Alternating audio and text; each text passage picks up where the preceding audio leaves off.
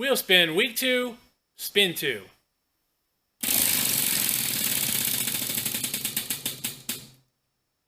Alright, let's do a tool review. First item I wanted to show you was this Duralast toolkit.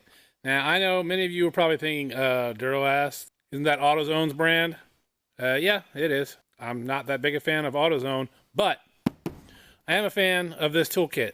When we open her up, trust me, don't lose this. Here it is. This is, I think, a 199 piece toolkit, and I will look it up and put the part number for this in the description. It is chock full of tools. For obvious reasons, it's missing all the 10s. They've managed to disappear.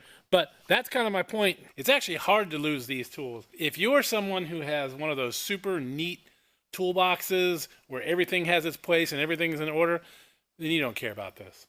If you're like me and all of your tools in your toolbox are a big jumbled mess, this is something you might want to look into. It is hard to lose tools when you're using this. But as you can see, you've got your 1/4 inch, 3/8, 1/2 inch, and then you have a nice selection of 1/2 inch sockets. Then your 3/8, 1/4 inch, both metric and standard.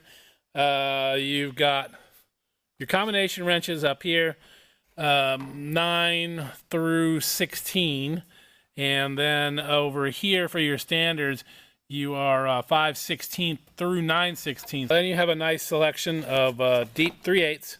And as you can see, a lot of this stuff is 6-point, which is what I like. I'm not a huge fan of 12-point. And then it also has a really nice selection of bits, Torx bits in 3/8 and 1/4 inch. And you can see you also have Allen bits. Then you have a variety of folding Torx and folding Allen. Nut driver, it does have metric Allen and standard Allen. And these are probably, that's probably how that's supposed to be. You've got a bunch of converters over here. You can convert from 3/8 to half, half to 3/8, 1/4 to 3/8, and 3/8 to 1/4. So nice selection of those as well.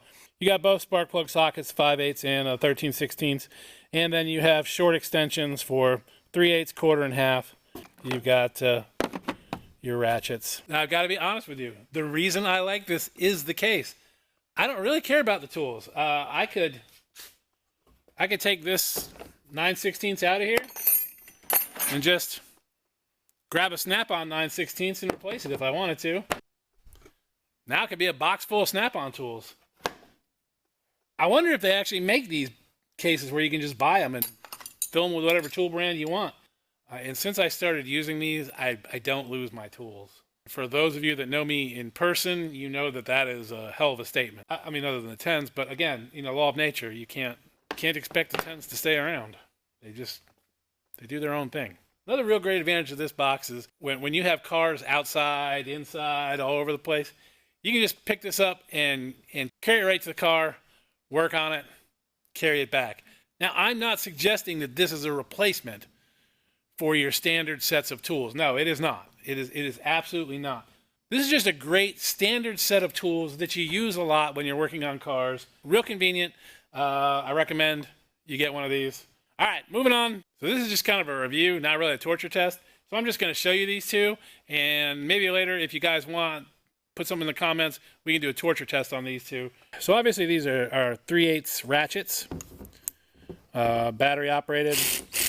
This one is actually made by AC Delco, which is kind of strange, but that's who makes it. And this one, I'm sure most of you would be familiar with. This is a Milwaukee M12. There's a lot of other M12 devices, so if you've got M12 devices, you want to have this. So I have this because it just happened to come with one of my Milwaukee M18 impacts. Otherwise, I probably wouldn't have it. It is nice. I really like the little flashlight. It's pretty lightweight.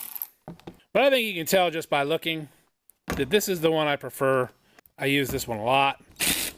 Definitely takes a beating. It's longer than the Milwaukee, so you have a lot more leverage when you're trying to break bolts free. So I prefer this one. I feel that it's more powerful than the Milwaukee, but let me know. We can do a torture test and figure out which one's more powerful.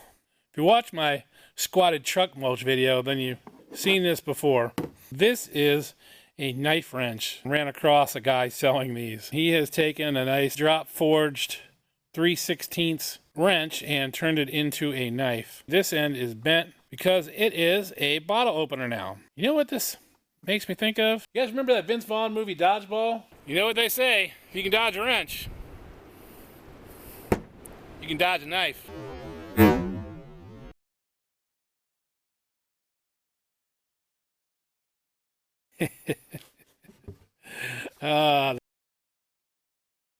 You'll never escape this box, my precious.